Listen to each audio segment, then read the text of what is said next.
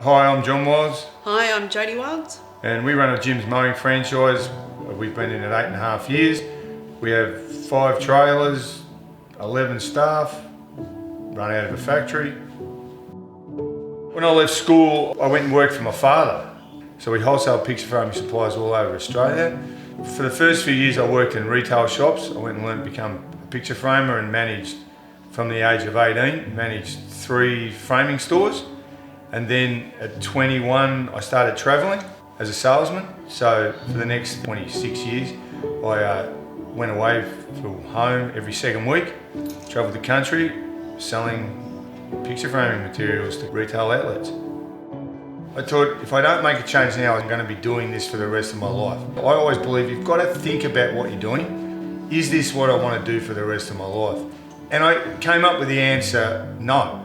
It's not what I want to do for the rest of my life. I saw Jim on the Today Show once. And I always remember Jim saying you turn it into $1 billion industry.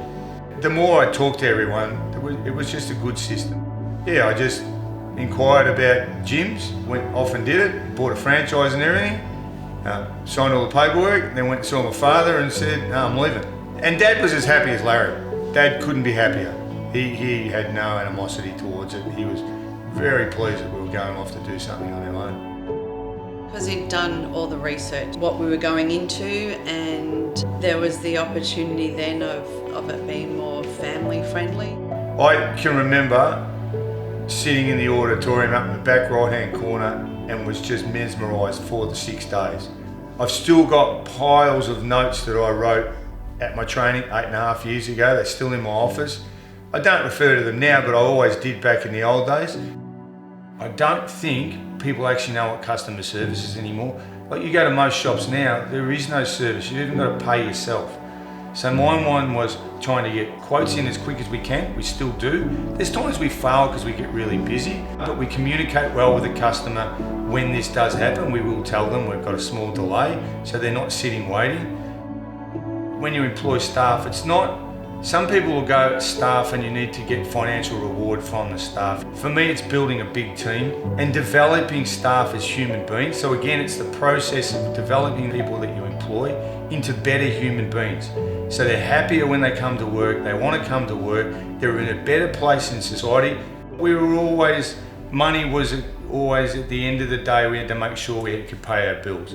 So as we've gone along and we've got more financially secure, that has made me really happy because we just don't have to worry about that sort of thing. Have I reached my goals? Well, every day we fail at something. We fail, or I think we fail. So for me, failure is a great thing because failure is how you learn and you try and improve from those mistakes. They're not, life-threatening or great mistakes, but they're tiny mistakes where we can get better at what we do. My son's a landscaper. So long term, I'm trying to build a business where my son will come into the business and he will carry the business on.